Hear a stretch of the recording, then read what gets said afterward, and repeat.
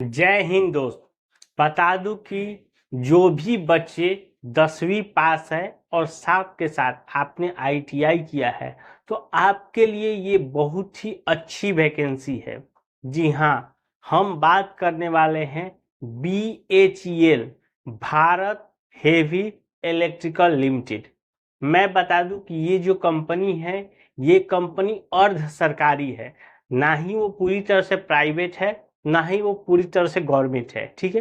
लेकिन यदि मैं बात करूं तो जो इंडिया के नवरत्न कंपनी आती है जैसे गेल भेल से, उसी तरह इसमें BHEL का भी नाम आता है।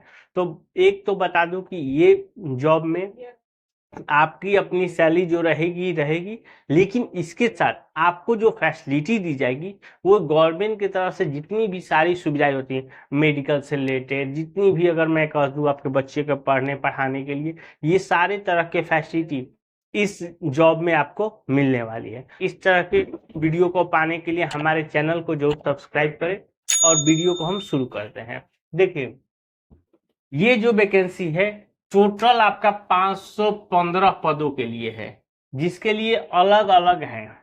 जैसे देखिए, अगर यदि कोई फीचर से है तो 146 पद आपके लिए है। वेल्डर से कोई है तो 97 पद है। टर्नर से 51 पद, मशीनिस्ट से 104 पद, इलेक्ट्रीशियन के लिए 65 पद, इलेक्ट्रॉनिक मैकेनिक के लिए 18 पद और फाउंड्री मैन के लिए 4 पद। यही आपके ट्रेड के अनुसार अलग अलग आपके पद है। देखिए, इसके लिए मैं जो क्वालिफिकेशन है, आप 10वीं पास किए होंगे, उसके बाद आपने आईटीआई किया होगा। आईटीआई आप जिस ट्रेड से किए हैं उस ट्रेड के लिए आप अप्लाई किए हैं। मान लीजिए आपने वेल्डर से किया है तो आप वेल्डर के लिए अप्लाई कर सकते हैं। ये फीटर के लिए किए हैं तो फीटर के लिए अप्लाई कर सकते हैं। और ये जो वैकेंसी है पूरे ऑल ओवर इंडिया के लिए है, क्योंकि ये भारत के नॉर्थ कंपनी है तो ये नेशनल लेवल पे है, तो ये पूरी इंडिया के बच्चे इस फॉर्म को भर सकते हैं। पहला चीज, इसमें देखिए जो एज मांगा जा रहा है 18 साल से लेकर 27 साल, ये हो गया जनरल के लिए। 18 साल से लेकर 30 साल ये हो गया ओबीसी के लिए। और 18 साल से लेकर 32 साल ये आपके एससी और एसटी के लिए, ये आपके एज है। तो एज भी जो दिया हुआ है वो ठीक ठाक दिया हो, कोई ज्यादा नहीं है। इसका जो सिलेक्शन होगा आपका होगा, पहले आपको एग्जाम देना होगा। एग्जाम भी मैं बता दूं कि अप्रोक्स सितंबर के महीने में ये आपका एग्जाम होगा। तो अभी अगर आप बात करते हैं तो आपके लिए अगस्त चल रहा है, अगले महीने आपका एग्जाम होगा। तो आपके पास टाइम समझिए कि कम है।